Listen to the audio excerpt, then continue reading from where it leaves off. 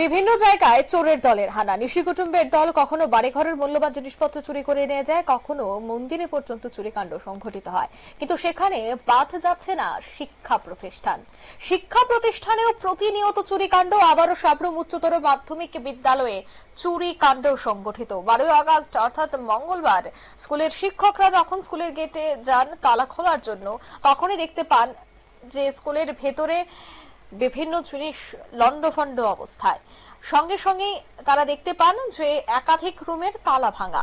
তারপর খবর দেওয়া হয় পুলিশকে। সাবরুম থানার পুলিশ ঘটনাস্থলে উপস্থিত হয় এবং স্কুলের প্রধান শিক্ষক দিলীপ দাস স্কুলে উপস্থিত হন। পুলিশ এবং প্রধান শিক্ষক স্কুলের ক্লাসরুম এবং অফিস কক্ষ এছাড়া ল্যাব সহ বিভিন্ন রুমগুলি তারা পরিদর্শন করেন। দেখতে পায় প্রত্যেকটি রুমের তালা ভাঙা রয়েছে এবং স্কুলের মধ্যে যে আলমারিগুলি রয়েছে সেগুলির অবস্থা ভাঙা। তবে কি কি চুরি হয়েছে এই বিষয়টাই কিন্তু প্রাথমিক তদন্তের পর জানা যাবে। স্কুলের কিছু নগদ অর্থ ছিল, সে টাকাটুকু চুরি করে নিয়ে গেছে চোরের দল। পুলিশ ঘটনা তদন্তে নেমেছে, সে বিষয়ে কি বলছেন সংশ্লিষ্টরা শোনাবো।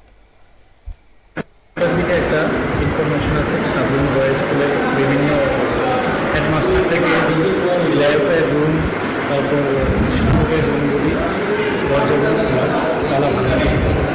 তো এই আমরা দেখি বেশ কয়েকটি রুমের তালা ভাঙা, প্লাস কয়েকটা আলমিরা এবং কয়েকটি লকারও ভাঙা। এখন পর্যন্ত কি চুরি গেছে তার কি কোনো সঠিক সিদ্ধান্তে আসা গেছে স্যার? এখন পর্যন্ত তেমন কিছুই পাওয়া যায়নি। কিছু স্টাইপেনের কিছু 5 থেকে 5,500 টাকার মতো জানা হচ্ছে চুরি করেছে, বাকি আর কিছু জানা গেছে। তারপরেও ভেরিফিকেশন করছে না। স্কুলে তো অনেক ল্যাপটপ ছিল, এগুলো কি চুরি হয়েছে? হ্যাঁ, স্কুলের ল্যাপটপ থেকে শুরু করে বিভিন্ন অ্যাক্সেসরিজ ছিল, স্কুলের স্পোর্টসেরও অনেক কিছু ছিল, কিছুই চুরি হয়নি। কি মনে হয় স্যার প্রাথমিকভাবে? প্রাথমিকভাবে এখনো আমরা তদন্ত শুরু করব, এখন দেখা যাবে কি আছে। আপনারা শুনলেন পুলিশের বক্তব্য, প্রাথমিকভাবে তদন্ত শুরু করা হবে। তবে উল্লেখ করার মতো বিষয় হলো যে সাবরুম মহকুমা শহরের মধ্যে সুপরিচিত বহু প্রাচীন এই বিদ্যালয়টিতে কোনো রকম সিসি ক্যামেরা নেই বিদ্যালয়ের বাউন্ডারি ওয়াল এবং স্কুলে নেই নাইট গার্ড। আর যার জন্যই চোরের দল কিন্তু এভাবে চুরি কাণ্ড অনায়াসে সংগঠিত করলো। নিয়ে নিশ্চয় একটি বিজ্ঞাপন বিরতির সঙ্গে থাকুন।